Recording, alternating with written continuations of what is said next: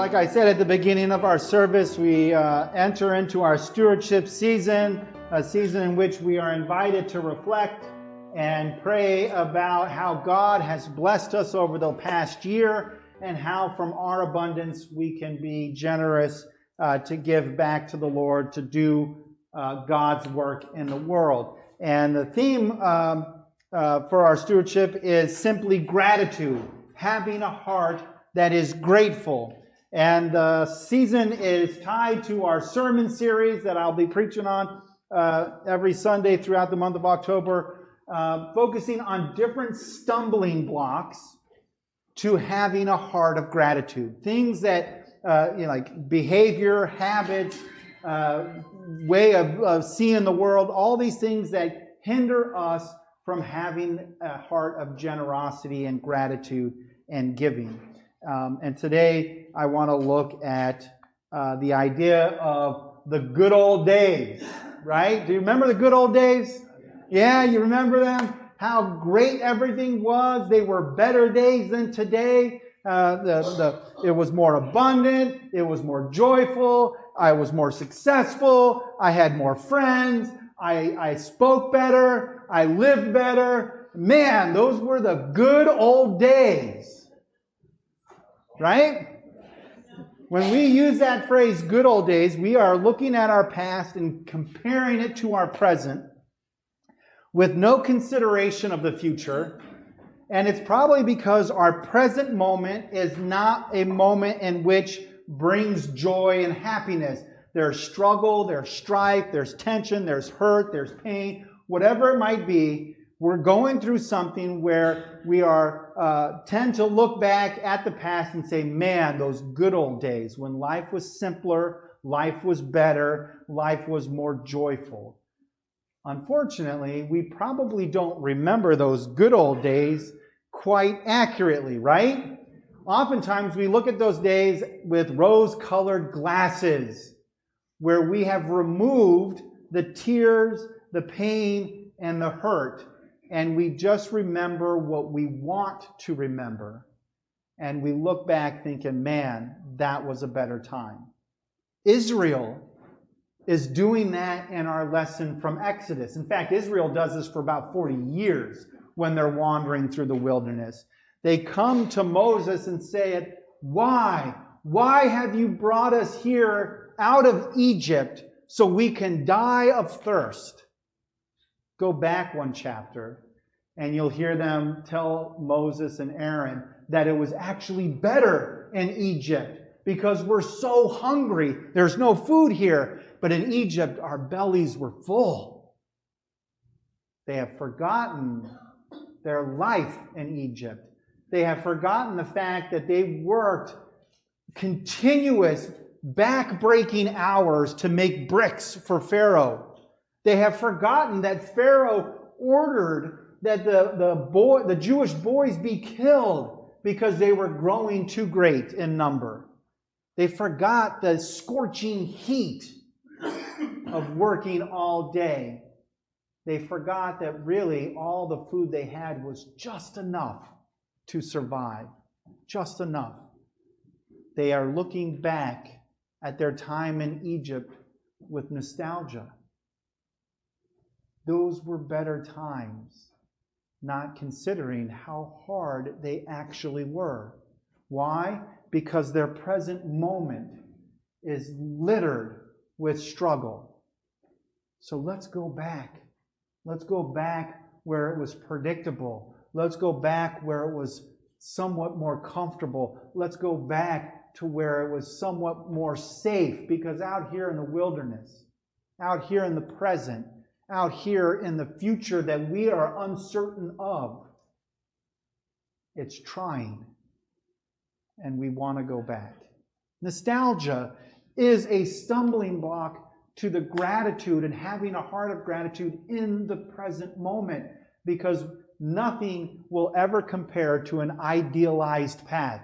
The present can't, and the future can't. If we look at the past and say that was the better time, then we've lost sight of the goodness and the richness of the present and where we are heading in the future. Israel forgot where they were going. Remember where they were going as they wandered the wilderness for 40 years? Where were they headed? To the promised land.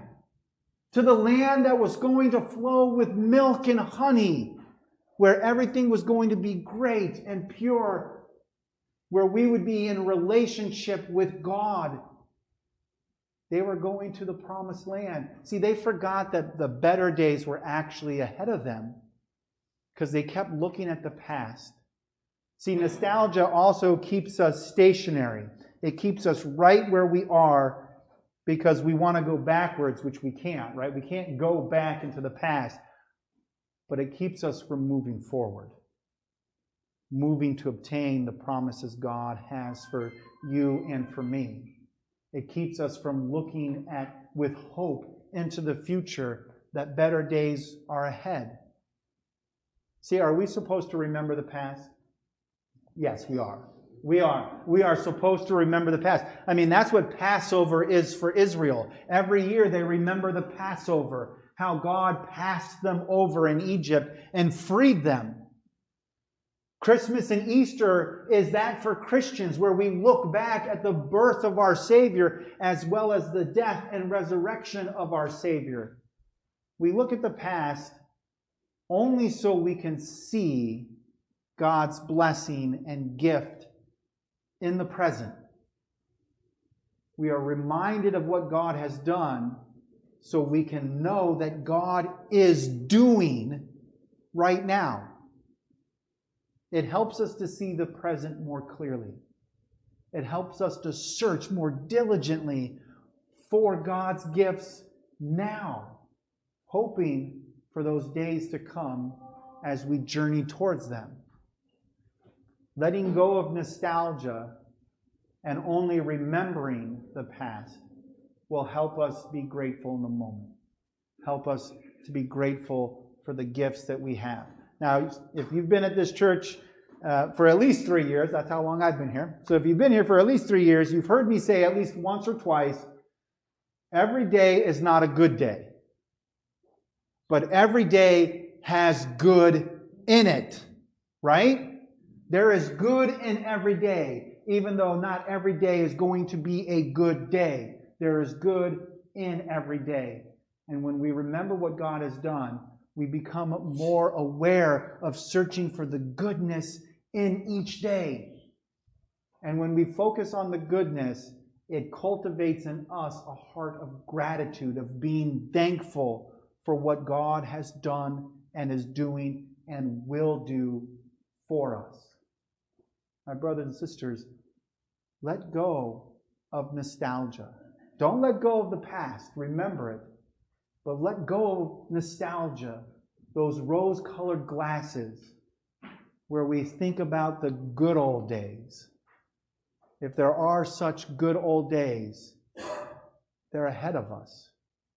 When we finally make it to our destination with Christ in God's kingdom where we live forever, then we will truly experience good days.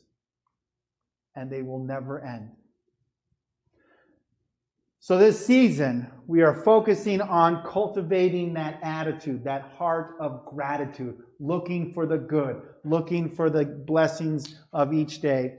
And we've done this every year since I've been here during stewardship, where I invite parishioners to come forward and to remember the past. This is what God has done for me in my life. This is what I'm grateful now here in this church. And this is what I hope we can do as we give with generous hearts, with grateful hearts for the future of God's kingdom. So I invited Dick and Bev to be our first speakers to share a little bit about their faith journey, a little bit about their time here at St. Andrew's. They are one of the oldest parishioners that have been here. They've been here 37 years, right? 37 years. I think Bill Franklin is the only one longer, right? No? Oh, and the Labellas. 50 plus years. All right, well, I should have been asking you guys too. But Bev, Dick, why don't you come forward and share a little bit about your love for this church and why you give.